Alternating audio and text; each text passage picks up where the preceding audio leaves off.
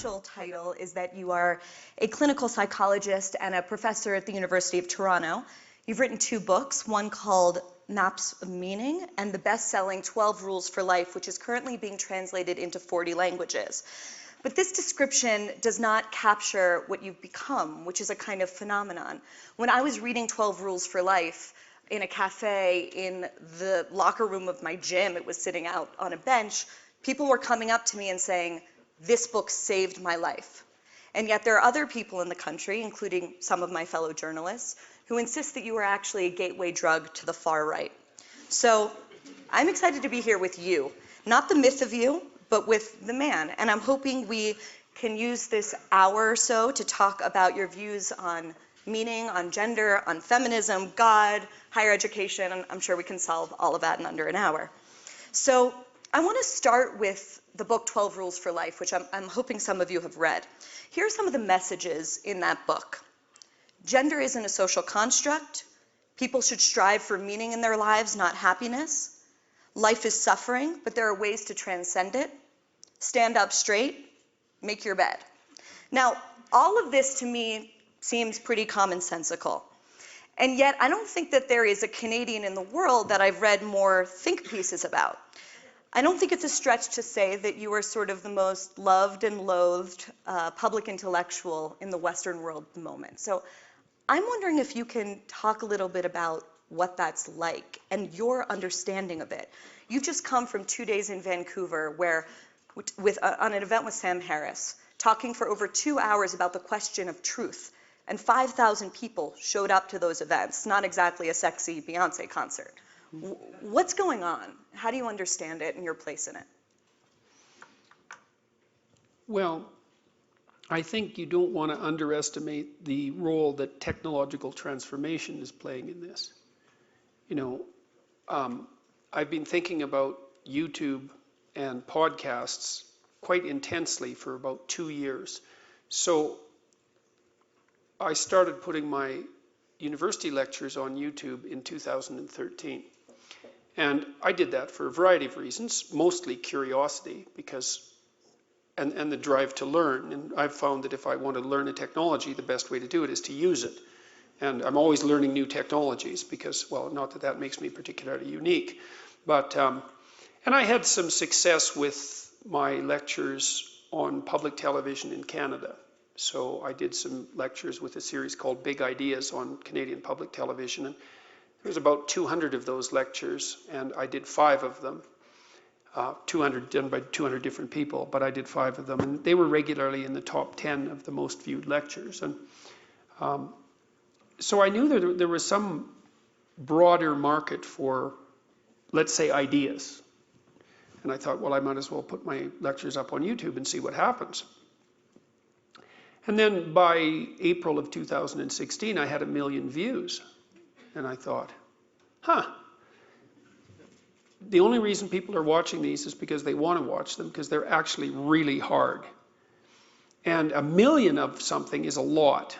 If you sell 1 million copies of your book, well, first of all, that never happens, right? I mean, it's very, very rare. You're very happy. You never have your scientific papers cited 1 million times. You rarely have $1 million. It's a very large number. And I thought, well, this room accepted. But well, fair enough, fair enough. Guys. And it's, of course, it's not as uncommon as it once was, but it's still a significant number. And I didn't really have any way of calibrating that. I thought, well, what am I supposed to do now that I hit 1 million views? How am I supposed to conceptualize that? What is this YouTube thing anyways that was once a repository for cute cat videos?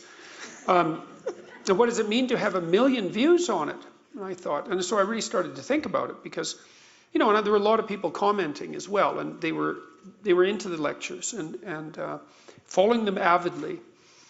And I thought, okay, so what is this YouTube exactly? And I thought, well, for the first time in human history, the spoken word has the same reach as the written word. And not only that, no lag to publication and no barrier to entry. That's a major technological revolution. That's a Gutenberg revolution. That's a big deal. This is a game changer. And then it was soon after that that I discovered the podcast world, which is about 10 times as big as the YouTube world. And the podcast world is also a Gutenberg revolution, except it's even more extensive, because the problem with books and videos is that you can't do anything else while you're doing them, right? When you're reading, you're reading. When you're watching a video, you know, you can be distracted, but you have to pay attention to the video. But if you're listening to a podcast, you can be driving a forklift or a long-haul truck, or you can be exercising or doing the dishes. And so what that means is that podcasts free up, say, 2 hours a day for people to engage in educational activities that they wouldn't otherwise be able to engage in, and that's about 1/8 of people's lives. So podcasts hand people 1/8 of their life back to engage in high-level education.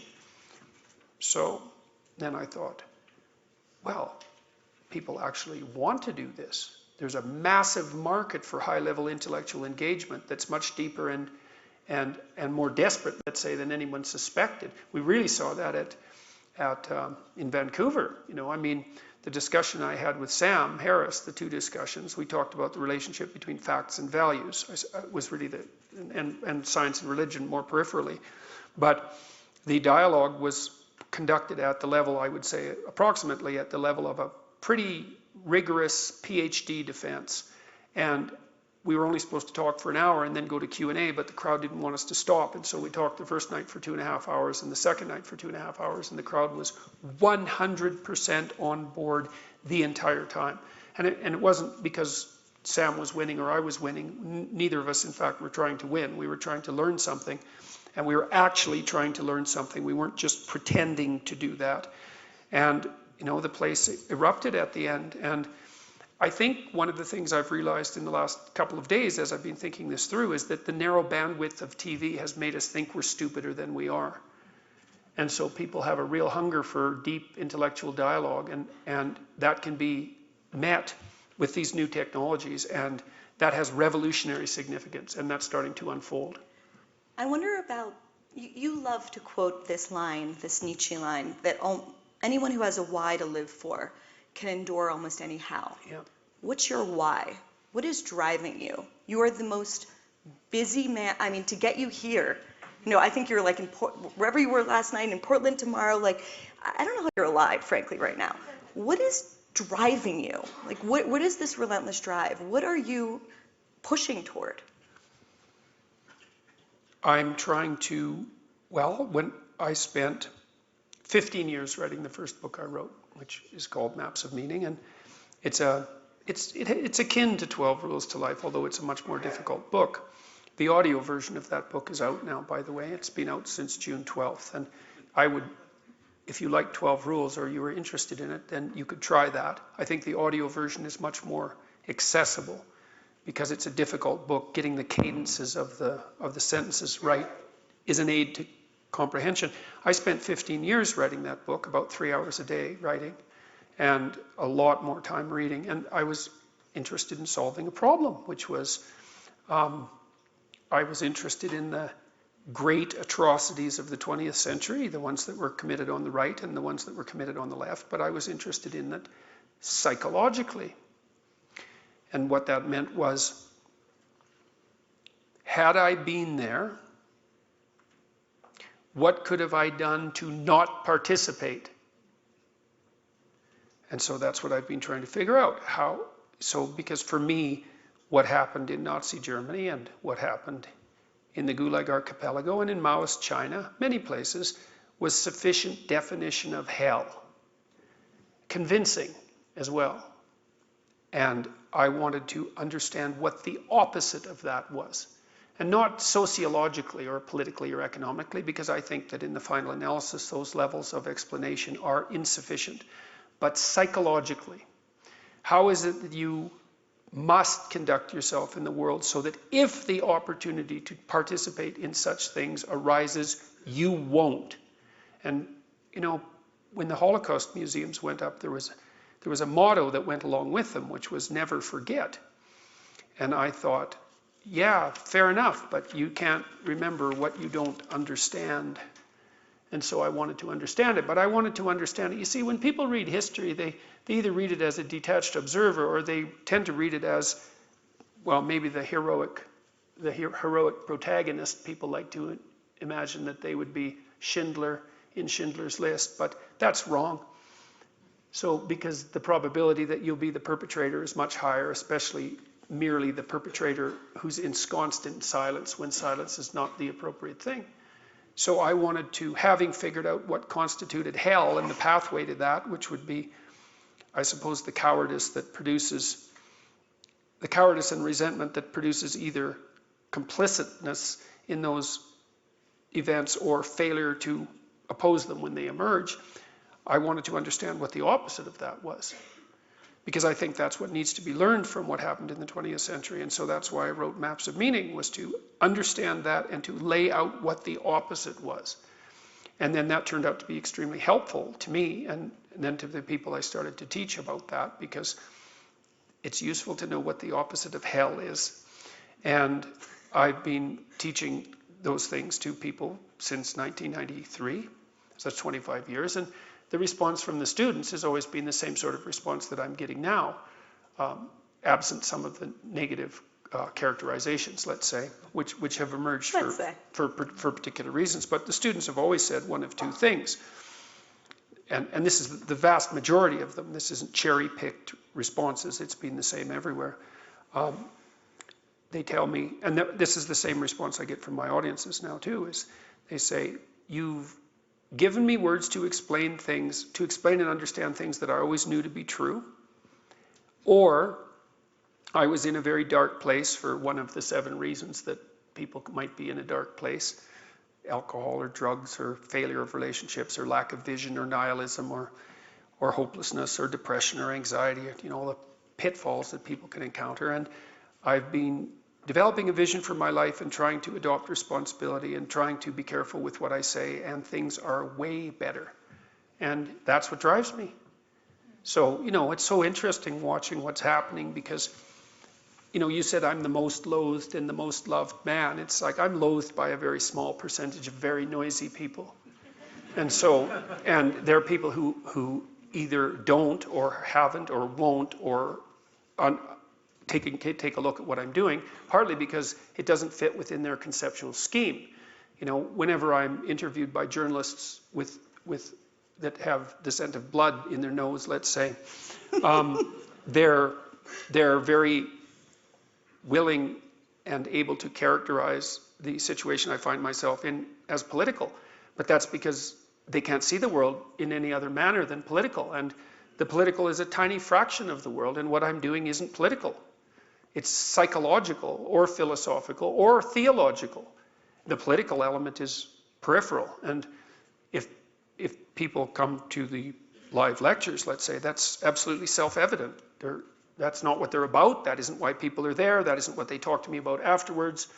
It's fundamentally irrelevant. The only reason this ever became political is because in Canada, our provincial and federal governments had the unspeakable arrogance to propose compelled speech legislation in a British common law system where that had never been done ever, even once. And despite the fact that your Supreme Court in 1942 made some such things unconstitutional. Now, and that was... Just explain to people here what actually happened, which is that you opposed this law, which was going to compel you, you say, to use preferred pronouns of people that are transgender. Is that accurate? It's accurate, but partial. So there was provincial laws that were already in place to compel this sort of thing, but a federal law had been generated. And I went and read the policy guidelines within which the federal law was to be interpreted, and those were produced by the Ontario Human Rights Commission, which is a radical leftist inquisition, fundamentally. And they had documented out a very large number of policies that would make anyone sensible's hair stand on end if they read them, which they didn't, but I did.